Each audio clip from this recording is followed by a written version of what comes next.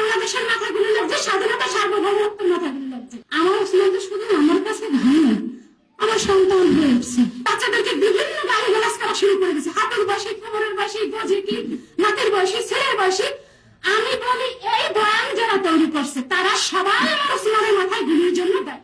যে ছেলে মেয়েগুলো, যে তরুণরা আন্দোলনে এই হাসিনাকে হটাইতে পারছে, যে আন্দোলন যা খালেদা জিয়া যারা ট্রিটমেন্ট দিতে বিদেশে নিতে পারে নাই, খালেদা জিয়ার বাড়ি যখন শেষ হয়ে গেল তখন আন্দোলন করে খালেদা জিয়ার বাড়িটা রক্ষা করতে পারে নাই, 57 জন সেনা অফিসার নিহত হলো, বিচার আদায় করতে পারে নাই। এই তরুণগুলো কিন্তু সেই একটা রাস্তা খুলে দিছে।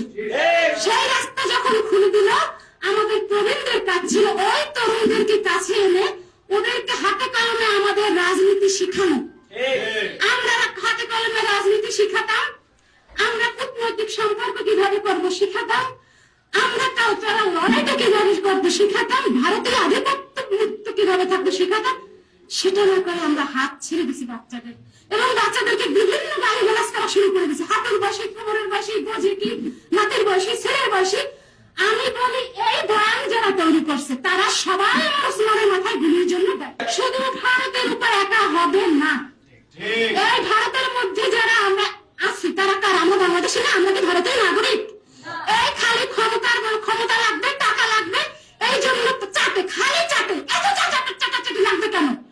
দেশের পরে আওয়ামী লীগ যখনই ধরে নিয়ে যায় অন্যান্য রাজনৈতিক দলরা তাদেরকে নিয়ে ছাড়া যাবে।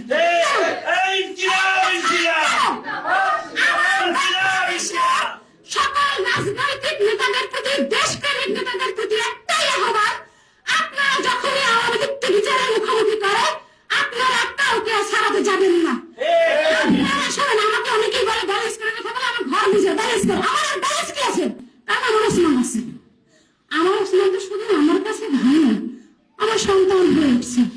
আমাদের ভাই বোনদের কাছে এই যে সারা পৃথিবী যদি আমাকে বলে যে আমি আপনার ভাই, আসলে কি আমার ওসমান হতে পারবে? এটা সম্ভব?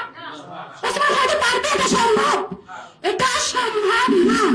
বিপ্লবীদের প্রতি প্রবীণ রাজা, আমি এই কথা আপনাদের সামনে যেটা বললাম, এই কথা আমি প্রধান উপদেষ্টার কার্যালয়ের সামনে আমি বলে আসছি, বিএনপির অনেক সিনিয়র নেতারা ছিলেন সেখানেও বলে আসছি যে আজকে যে আমার বাংলাদেশের মাথায় গুলি, এই জন্য প্রবীণ রাজনীতিবিদরা দায়ী। আপনারা লোভে পারবেন না, টাকা আজকে আছে কালকে নাই। আর সোনাকে হত্যা করার জন্য মাত্র 10 লক্ষ টাকা দিছে। এই 10 লক্ষ টাকা কি অনেক কিছু? এই 10 লক্ষ টাকা শেষ হতে কতক্ষণ লাগে? আমি তো ভাবছি একটা বাংলাদেশ যদি লিখে দেওয়া হয় তারপর তো আমার ওসমান আসবে না, এই ওসমান তৈরি হবে না।